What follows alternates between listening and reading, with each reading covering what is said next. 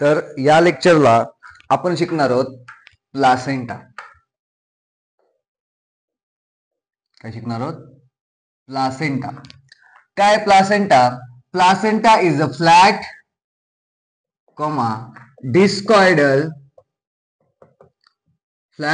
discoidal structure present in the uterus of pregnant woman. जी woman pregnant झाली आहे त्या प्रेग्नेंट वुमनच्या युटेरस मध्ये जे फ्लॅट आणि डिस्कॉइडल स्ट्रक्चर तयार होते त्या स्ट्रक्चरला आपण काय म्हणतो? प्लासेंटा. तर प्लासेंटा फॉर्मेशन कधी होणार आहे बघा. Placenta formation take place immediately after implantation. कधी होणार आहे प्लासेंटा तयार? After implantation. Formation of placenta take place after implantation. Implantation काय? आपण जे झायगोटची डेव्हलपमेंट बघितली. झायगोट पासून आपण मोरुला तयार केला, मोरुला पासून आपण ब्लास्टुला तयार केला आणि या ब्लास्टुलाला आपण या युटेरसच्या सगळ्यात जी आतली लेअर आहे तिला आपण काय म्हणतो? Endometrium layer. त्या एंडोमेट्रियम लेअर मध्ये या ब्लास्टुलाला आपण काय केले? अटॅच केले. and this attachment of blastula with endometrium is called as implantation. आणि इम्प्लांटेशन झाल्यानंतर लगेच जे फ्लॅट अँड डिस्कॉइडल स्ट्रक्चर तयार होते प्रेग्नेंट वुमनच्या युटेरस मध्ये त्याला आपण काय म्हणतो? प्लासेंटा म्हणतो. The structure is called as placenta. आता हे जे प्लासेंटा आहे ह्युमन प्लासेंटा, आपल्या ह्युमन मध्ये जो प्लासेंटा असतो त्याला आपण म्हणतो हिमोकोरियल प्लासेंटा. हिमोकोरियल प्लासेंटा. कोणता प्लासेंटा असतो? हिमोकोरियल प्लासेंटा. असं का म्हणतो human placenta is hemochorial placenta? का? कारण हा प्लासेंटा बनवताना दोन्ही स्ट्रक्चर पार्टिसिपेट करणार आहे. कोणते दोन स्ट्रक्चर? मदर पण पार्टिसिपेट करणार आहे आणि फिटस पण. म्हणून आपण प्लासेंटाला काय म्हणतो? Human placenta is hemochorial placenta in which mother as well as fetus help in formation of placenta. म्हणजे मदरनं पण प्लासेंटा बनवण्यासाठी हेल्प केले आणि फिटसनं पण प्लासेंटा बनवण्यासाठी काय केले? हेल्प केले. म्हणून आपण म्हणतो हिमोकोरियल प्लासेंटा. आता बघूया मदरचा कोणता पार्ट आणि फिटसचा कोणता पार्ट इन्व्हॉल्व झालाय इन फॉर्मेशन ऑफ प्लासेंटा. आपण ह्युमनच्या बॉडीमध्ये जो प्लासेंटा असतो त्या प्लासेंटाला काय म्हणलं आपण? हिमोकोरियल प्लासेंटा. हिमोकोरियल प्लासेंटा असं का म्हटलं? कारण in case of human placenta formation करण्यासाठी मदर पण आणि फिटसनं पण या दोघांनी इक्वली काय केले? पार्टिसिपेट केले. Both mother as well as foetus help in formation of placenta.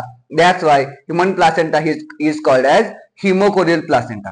आता बघा हा जो प्लासेंटा आहे मदरचा जो पार्ट प्लासेंटा बनवण्यासाठी हेल्प करतो त्याला आपण म्हणतो maternal placenta. Maternal placenta. The part of mother which help in formation of placenta is called as maternal placenta. तो कोणता पार्ट आहे? हा जो ब्लॅक कलरचा पार्ट आहे जो मदरचा पार्ट आहे ज्याने काय केले? प्लासेंटा फॉर्मेशन साठी हेल्प केले. हा पार्ट आहे युटेराइन टिश्यू.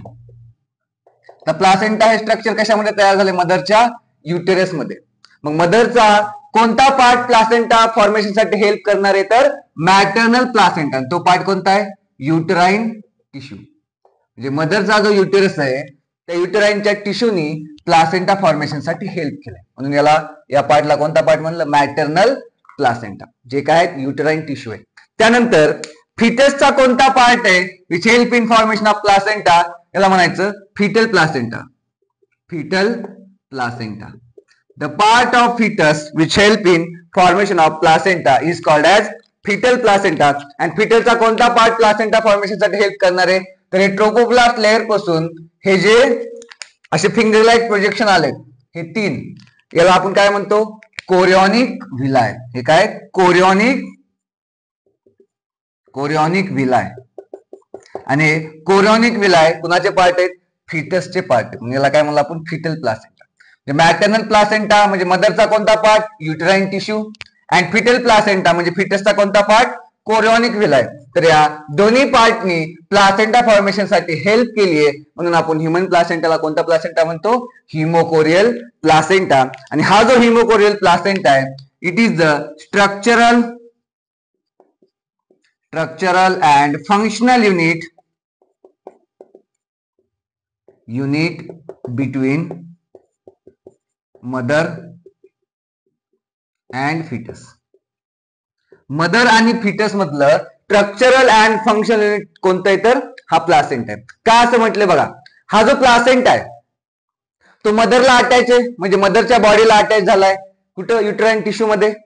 अँड फिटसला पण अटॅच झालाय. बघा, हा जो प्लासेंटा आहे तो एका साइडनं मदरच्या बॉडीला अटॅच झालाय आणि दुसऱ्या साइडनं फिटसला अटॅच झालाय, म्हणजे एम्ब्रिओला अटॅच झालाय. हे जे स्ट्रक्चर आहे, जे प्लासेंटाला या एम्ब्रिओ सोबत कनेक्ट करायला या स्ट्रक्चरला आपण म्हणतो अंबलिकल कॉर्ड. अंबलिकल कॉर्ड म्हणजे एका साइडनं हा प्लासेंटा मदरच्या बॉडीला अटॅच झालाय by help of uterine tissue, and दुसऱ्या पार्टनं हा एम्ब्रिओला म्हणजे फिटसला अटॅच झालाय by help of umbilical cord. म्हणून आपण या प्लासेंटाला मदर आणि फिटस मधलं स्ट्रक्चरल अँड फंक्शनल युनिट म्हणतोय. ओके. आता हे जे फिंगर प्रोजेक्शन आहेत हे काय? Chorionic villi. जे कोणी बनवलेत? ट्रोपोप्लास्ट लेअरनं बनवलेत. एकदा कोरिओनिक विलाय बनले की या कोरिओनिक विलायनं या एंडोमेट्रियमला डीपली पेनिट्रेट केले आणि हे जे पार्टिशन बनलेत या पार्टिशनला आपण म्हणतो कॉटिलिडॉन्स. काय हे पार्टिशन? कॉटिलिडॉन्स. हा एक कॉटिलिडॉन, हा दुसरा कॉटिलिडॉन, हा तिसरा कॉटिलिडॉन. त्याला काय म्हणतो आपण? कॉटिलिडॉन्स. ओके. त्यानंतर आता फिटसच्या बॉडीमध्ये बघा, हे जे सगळ्यात बाहेरची लेअर आहे, आता हिला काय म्हणायचं आपण? कोरिओन. कोणती लेअर आहे ही? कोरिओन. त्यानंतर कोरिओनच्या मधात जी फिटसची सगळ्यात आउटरमोस्ट लेअर तयार झाली तिला म्हणायचं एमनिऑन. आणि यामध्ये जे फ्लुइड आहे त्याला म्हणायचं एमनिऑटिक फ्लुइड. आणि एमनिऑटिक फ्लुइड कोणत्या कॅव्हिटीमध्ये? एमनिऑटिक कॅव्हिटी. या फ्लुइडला काय म्हणायचं? Amniotic fluid. Amniotic fluid. This is yolk sac and this is allantois. हा काय? यॉर्क सॅक आहे आणि हा काय? allantois. हे एवढे सगळे स्ट्रक्चर एम्ब्रिओ मध्ये तयार झाले ड्युरिंग प्लासेंटा फॉर्मेशन. इम्प्लांटेशन झाल्यानंतर लगेच हा प्लासेंटा तयार झाला, त्याला आपण म्हणतो हिमोकोरियल प्लासेंटा. मदरचा कोणता पार्ट? Uterine tissue. अँड फिटसचा कोणता पार्ट? कोरिओनिक विलाय. हे पार्ट या दोघांनी ह्या प्लासेंटाला बनवण्यासाठी काय केले? इक्वली कॉन्ट्रीब्युट केले, म्हणून आपण याला कसं म्हणलं? हिमोकोरियल प्लासेंटा आहे. ओके. त्यानंतर हा प्लासेंटा मदरच्या बॉडीला पण अटॅच आहे आणि फिटसला पण अटॅच आहे. मदरला कसा अटॅच झाला? By help of uterine tissue. Uterine tissue ना या प्लासेंटाला मदर सोबत अटॅच केलं. आणि दुसरं, हा जो प्लासेंटा आहे तो या फिटसला कसा अटॅच झाला? By help of umbilical cord. आणि हे जे प्लासेंटाचं स्ट्रक्चर आहे हे स्ट्रक्चर कसं आहे? This is temporary structure. हे स्ट्रक्चर कसं आहे? टेम्पररी आहे. हे काय परमनंट आहे का? नाही. जोपर्यंत डिलिव्हरी होत नाही तोपर्यंत हे स्ट्रक्चर फिमेलच्या बॉडीमध्ये राहील. हे कसं स्ट्रक्चर आहे? This is temporary structure. Placenta is a temporary structure. हे स्ट्रक्चर कसं आहे? हे टेम्पररी स्ट्रक्चर आहे. ओके. त्यानंतर बघा, आता हा जो प्लासेंटा आहे या प्लासेंटानं मदरचं ब्लड सर्क्युलेशन आणि फिटसचं ब्लड सर्क्युलेशन एकमेकांसोबत काय केले? कनेक्ट केले. बघा, ही जी अंबलिकल कॉर्ड आहे यामधून 2 आर्टरी आणि 1 वेन कुणापाशी गेली? फिटसकडे गेली. म्हणजे या प्लासेंटानं मॅटर्नल सर्क्युलेशन आणि फिटसचं सर्क्युलेशन एकमेकांसोबत काय केले? कनेक्ट केले. म्हणून आपण या प्लासेंटाला structural and functional unit between mother and foetus असं म्हणतोय. ओके. आता हा जो प्लासेंटा आहे तो टेम्पररी स्ट्रक्चर आहे. मग हा प्लासेंटा फिटस सोबत कसा अटॅच झालाय? By help of umbilical cord. आता बघा या अंबलिकल कॉर्ड मध्ये कोणते कोणते स्ट्रक्चर आहेत? ही जी अंबलिकल कॉर्ड आहे या अंबलिकल कॉर्ड मध्ये काय काय आता बघूया. अंबलिकल कॉर्ड,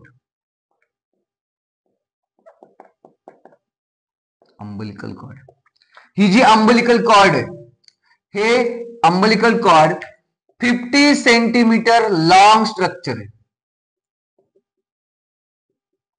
हे कसं आहे? 50 सेंटीमीटरचं एक लॉन्ग ट्युब्युलर स्ट्रक्चर आहे. एका साइडनं हे कोणासोबत अटॅच झाले, अटॅच विथ फिटस, आणि दुसऱ्या साइडनं दे अटॅच विथ प्लासेंटा. हे कसं आहे? 50 सेंटीमीटरचं एक लॉन्ग स्ट्रक्चर आहे जे एका एंडनं प्लासेंटा सोबत अटॅच झाले आणि दुसऱ्या एंडनं आपल्या फिटस सोबत म्हणजेच एम्ब्रिओ सोबत अटॅच झाले. त्याला काय म्हणतो आपण? अंबलिकल कॉर्ड. आता या अंबलिकल कॉर्ड मध्ये काय काय बघा, ही जी अंबलिकल कॉर्ड आहे, लेंथ किती आहे अंबलिकल कॉर्डची? 50 सेंटीमीटरची एक कॉर्ड. यामध्ये या अंबलिकल कॉर्ड मध्ये दोन अंबलिकल आर्टरी आहेत. अंबलिकल आर्टरी किती आहेत? दोन आहेत. आणि एक काय? Umbilical vein. 2 umbilical arteries and 1 umbilical vein. आणि बघा काय काय? 2 अंबलिकल आर्टरी आणि एक काय? अंबलिकल व्हेन्स. आणि त्यासोबत एक जेली लाईक सबस्टन्स आहे, त्याला आपण म्हणतो वॉर्टन्स जेली. वॉर्टन्स जेली. वॉर्टन्स जेली हे अंबलिकल कॉर्डचं कंपोजिशन. काय काय यामध्ये बघा? जेली लाईक सबस्टन्स ज्याला आपण म्हणतो वॉर्टन्स जेली, त्यानंतर 2 अंबलिकल आर्टरी आणि 1 अंबलिकल व्हेन. आता या ज्या 2 अंबलिकल आर्टरी आहेत बघा, या 2 अंबलिकल आर्टरी डिऑक्सिजनेटेड ब्लड कॅरी करतात. कोणतं? डिऑक्सिजनेटेड. दिस 2 अंबलिकल आर्टरी कॅरी डिऑक्सिजनेटेड ब्लड. आणि ही जी एक अंबलिकल व्हेन आहे ती काय करते? दे कॅरी ऑक्सिजनेटेड ब्लड. म्हणजे ही जी अंबलिकल व्हेन आहे ती एकच आहे. ही मदर पासून ऑक्सिजनेटेड ब्लड फिटस कडे घेऊन चालली आहे. ती कोणती आहे? अंबलिकल व्हेन. आणि दुसऱ्या ज्या आहेत त्या 2 अंबलिकल आर्टरी आहेत, या फिटस पासून डिऑक्सिजनेटेड ब्लड कोणाकडे घेऊन चालल्यात? मदरकडे. म्हणजे मदर आणि फिटस एकमेकांना कनेक्ट झालेत by help of placenta. But actually त्या एकमेकांचं काय कनेक्ट झालंय? सर्क्युलेटरी सिस्टम एकमेकांचं काय झालंय? कनेक्ट झालंय. ओके.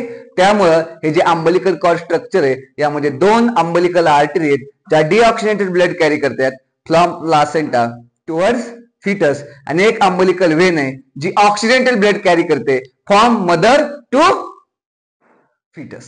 ओके, ठीक आहे. त्यानंतर पुढे बघूया. आता हे जे प्लासेंटा आहे याचं फंक्शन आपण बघूया. What is the function of placenta? बघूया आता प्लासेंटाचं फंक्शन.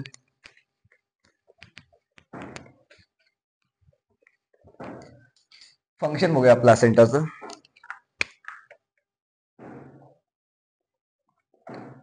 ते प्लासेंटा फंक्शन काय करणार आहे बघ. First one, placenta is act as temporary endocrine Gland. Placenta एक टेम्पररी इंडोक्राइन ग्लँड म्हणून ऍक्ट करणार आहे. मग इंडोक्राइन ग्लँड काय फंक्शन करतात? The chemical produce by endocrine Gland is called as hormone. म्हणजे प्लासेंटा जर एक टेम्पररी इंडोक्राइन ग्लँड म्हणून काम करत असेल तर ते काय बनवत असेल? They help in production of hormones.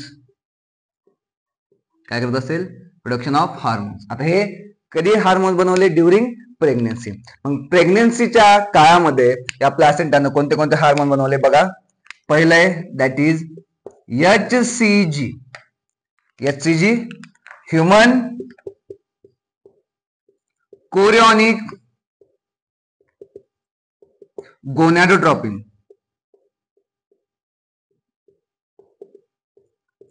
Second one is HPL, that is human placental lactogen. Third is estrogen, and fourth one is progesterone. हे पहिलं फंक्शन आहे प्लासेंटाचं. फर्स्ट फंक्शन काय? Placenta act as a temporary endocrine gland and produce hormone. प्रेग्नन्सीच्या काळामध्ये प्लासेंटाने कोणते कोणते हार्मोन बनवले?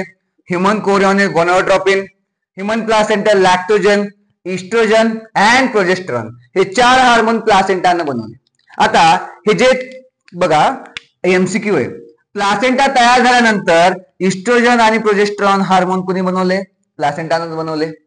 आणि एवढं लक्षात ठेवा, इस्ट्रोजन आणि प्रोजेस्टेरॉन प्रेग्नन्सीच्या आधी पण फिमेलच्या बॉडीमध्ये होते. प्रत्येक मेन्स्ट्रुअल सायकल मध्ये हे इस्ट्रोजन आणि प्रोजेस्टेरॉन हार्मोन बनत होते. पण प्लासेंटा तयार झाल्याच्या नंतर हे जे 2 हार्मोन नवीन तयार झालेत, human chorionic gonadotropin hormone and human placental lactogen hormone, हे हार्मोन फक्त कधी तयार होणार? During pregnancy. हे एमसीक्यू आहे. कोणते हार्मोन बॉडीमध्ये फक्त प्रेग्नन्सीच्या वेळेस बनतात? तर आन्सर काय असेल? Human chorionic gonadotropin and human placental lactogen. Okay, हे 2 हार्मोन प्लासेंटाने बनवले ओनली ड्युरिंग प्रेग्नन्सी. ओके, आणि इस्ट्रोजन प्रोजेस्टेरॉन प्लासेंटाने बनवलं ड्युरिंग प्रेग्नन्सी, पण त्याच्या आधी ओव्हरी पण हे 2 हार्मोन बनवत होते, इस्ट्रोजन अँड प्रोजेस्टेरॉन. ओके, त्यानंतर आपली जी ओव्हरी असते, फिमेलची ओव्हरी, ही ओव्हरी प्रेग्नन्सीच्या वेळेस अजून एक हार्मोन बनवते. नॉर्मली ओव्हरी किती हार्मोन बनवते? इस्ट्रोजन आणि प्रोजेस्टेरॉन. पण प्लासेंटा तयार झाल्याच्या नंतर ओव्हरीनं अजून एक हार्मोन बनवलं, ज्याला आपण म्हणतो रिलॅक्सिन हार्मोन. कोणतं हार्मोन? रिलॅक्सिन. कोणी बनवलं? ओव्हरीनं बनवलं. आता हे रिलॅक्सिन हार्मोन काय करणार आहे बघा, फिमेलचं जे प्युबिक सिम्फायसिस आहे, प्युबिक सिम्फायसिस. आता हे जे फिमेलचं प्युबिक सिम्फायसिस आहे बघा, हा जो हिप बोन आहे, हे बोन समोरून येऊन एकमेकांसोबत अटॅच झालेत आणि जे स्ट्रक्चर तयार झाले त्याला आपण म्हणतो प्युबिक सिम्फायसिस. आता काय झालंय? प्रेग्नन्सी आली आहे. प्रेग्नन्सी नंतर काय होणार आहे? डिलिव्हरी होणार आहे. आणि डिलिव्हरी मध्ये काय होणार आहे? हा जो इथं जो युटेरस ठेवलाय, त्या युटेरस मधून तो बेबी खाली सरकणार आहे. युटेरस मधून सर्विक्स, सर्विक्स मधून वजायना, आणि त्या बेबीची काय होणार आहे? बर्थ होणार आहे. मग त्यासाठी ओव्हरीनं जे रिलॅक्सिन हार्मोन बनवलं, ते हार्मोन काय करणार आहे? ते हार्मोन प्युबिक सिम्फायसिस वर गेलं. बघा, हे प्युबिक सिम्फायसिस आहेत, आणि हे जे प्युबिक सिम्फायसिस आहेत ते एकमेकांना कसे अटॅच झालेत? बघा, हा एक प्युबिक बोन, हा एक प्युबिक बोन, हे 2 प्युबिक बोन आहेत. हा या साईडचा आहे, हा बोन या साईडचा आहे, म्हणजे हा लेफ्ट साईडचा आहे, आणि हा राईट साईडचा आहे. This is right pubic bone and this is left pubic bone. आता हे 2 पुढील बोन 2 समोरच्या साईडने एकमेकांना काय झालेत? कनेक्ट झालेत by help of fibrous cartilage.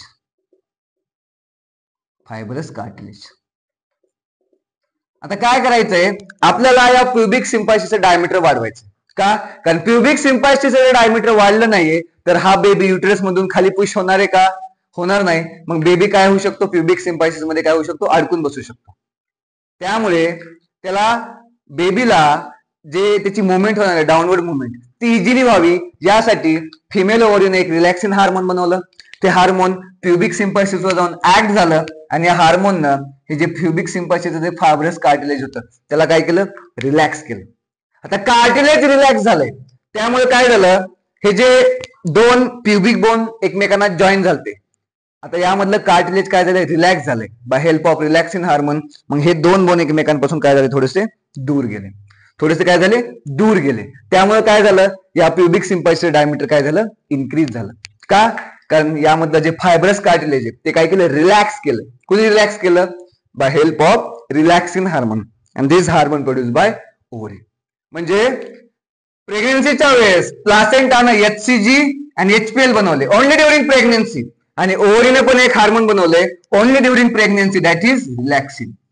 म्हणजे हे 3 hormone HCG, HPL and relaxin. HCG आणि HPL कुणी बनवले? प्लासेंटानं. अँड रिलॅक्सिन कुणी बनवलं? ओव्हरीनं. हे 3 हार्मोन ओनली ड्युरिंग प्रेग्नन्सीच्या वेळेस काय होणार आहेत? आपल्याला डिटेक्ट होणार आहे बॉडीमध्ये. पण बाकीचे जे हार्मोन आहेत, इस्ट्रोजन आणि प्रोजेस्टेरॉन, हे हार्मोन आपल्याला नॉर्मल डे मध्ये पण काय दिसतील? फिमेलच्या बॉडीमध्ये दिसतील. पण जर फिमेलच्या बॉडीमध्ये HCG दिसायले, HPL दिसायले आणि रिलॅक्सिन दिसायले, तर याचा मिनिंग काय? प्लासेंटा तयार झाले. आणि प्लासेंटा कधी तयार होते? तेव्हा इम्प्लांटेशन होणार आहे, आणि इम्प्लांटेशन झालं म्हणजेच काय झालं म्हणतो आपण? प्रेग्नन्सी झाली. ओके, त्यानंतर पहिलं फंक्शन बघितलं, तर दुसरं फंक्शन बघूया प्लासेंटाचं. आता बघा, हा जो प्लासेंटा आहे, या प्लासेंटानं आपण बघितलं, प्लासेंटा या फिटस सोबत कसा अटॅच झालाय by help of umbilical cord. Umbilical cord मध्ये 2 अंबलिकल आर्टरी आहेत आणि 1 अंबलिकल वेन आहे. हे काय करायला फिटस पासून मदरकडे आणि मदरकडून फिटसकडे काय करायला ब्लडचं सर्क्युलेशन. मग या ज्या बघा सेकंड फंक्शन काय प्लासेंटा असतं, they supply oxygen and nutrition किंवा nutrients. They supply oxygen and nutrients to fetus. आता बघा, या फिटसला या प्लासेंटाद्वारे कशाचा सप्लाय व्हायला ऑक्सिजन आणि nutrients by help of umbilical cord. आता हे मदर कडून फिटस कडे ऑक्सिजन आणि न्यूट्रिएंट्स घेऊन जाणार स्ट्रक्चर काय अंबलिकल कॉर्ड मध्ये, तर अंबलिकल व्हेन आहे. आणि हे किती आहेत अंबलिकल कॉर्ड मध्ये, एकच आहे. म्हणजे फिमेल जे काही फूड कंझ्युम करणार आहे फिमेल, त्या फूड पासून जे काही न्यूट्रिएंट्स भेटणार आहेत ते न्यूट्रिएंट्स फिमेलच्या बॉडीमधून कुणाच्या बॉडीमध्ये जाणार आहेत, या फिटसच्या बॉडीमध्ये जाणार आहेत by help of umbilical vein. त्यानंतर ऑक्सिजन सप्लाय दिला, न्यूट्रिएंट सप्लाय दिला फिटसला. आता काय करायचंय, ऑक्सिजन सप्लाय दिल्यानंतर कार्बन डायऑक्साईड बनला, वेस्ट बनले, तर ते वेस्ट परत घेऊन जायचे. Supply oxygen and nutrient to fetus also eliminate CO2 and other waste. Eliminate CO2 and other waste from fetus. तर फिटसच्या बॉडीमध्ये जो कार्बन डायऑक्साईड बनलाय आणि जे वेस्ट बनलेत तर ते फिटसच्या बॉडीमध्ये आपल्या मदरच्या बॉडीमध्ये घेऊन जायचे. मग हे काम कोण करणार, अंबलिकल आर्टरी. त्या किती आहेत, 2 आहेत. ओके, अजून चौथं काम काय, आता बघा मदर कडून या फिटसला ब्लड सप्लाय व्हायलाय. आता या ब्लड सोबत म्हणजे ऑक्सिजन पण जायलाय, न्यूट्रिएंट पण जायलेत, अजून एक मदर कडून या फिटसला काही अँटीबॉडी पण सप्लाय होतात. काय सप्लाय होतात, अँटीबॉडी. मदर कडून फिटसला काय सप्लाय होतात, काही अँटीबॉडी सप्लाय होतात मदर कडून फिटसला. आणि या अँटीबॉडी फिटस मध्ये काय जनरेट करतात, इम्युनिटी. Generate immunity. म्हणजे प्लासेंटा काय काय करायला बघा, पहिलं एक टेम्पररी इंडोक्राइन ग्लँड म्हणून काम करायलाय आणि काही हार्मोन बनवायलाय. दुसरं ऑक्सिजन सप्लाय द्यायलाय, न्यूट्रिएंट सप्लाय द्यायलाय. तिसरं CO2 एलिमिनेट करायलाय, फिटसच्या बॉडी मधला वेस्ट काढून टाकायलाय आणि फिटसला काय करायलाय, अँटीबॉडी द्यायलाय. कशासाठी, फॉर इम्युनिटी. हे सगळे फंक्शन कोण करणार आहे, प्लासेंटा करणार आहे. ओके, त्यानंतर जेव्हा फिटसची डिलिव्हरी होणार आहे, आफ्टर डिलिव्हरी ऑफ फिटस, तर फिटसची डिलिव्हरी झाल्यानंतर आपण काय करतो, अंबलिकल कॉर्ड कट करतो आणि डॉक्टर हे प्लासेंटा आपण काय करतात, रिमूव्ह करून टाकतात. म्हणजे प्लासेंटाचं काम काय, फक्त प्रेग्नन्सीच्या वेळेस त्या फिटसची ग्रोथ आणि डेव्हलपमेंट करणं. हे कुणाचं काम आहे, this is the function of placenta. आता या प्लासेंटाने जे हार्मोन बनवलं होतं, HCG hormone, human chorionic gonadotropin hormone, जेव्हा आपण प्रेग्नन्सी टेस्ट करतोय, प्रेग्नन्सी टेस्टला आपण काय नाव देतोय, HCG test. Pregnancy test is HCG taste.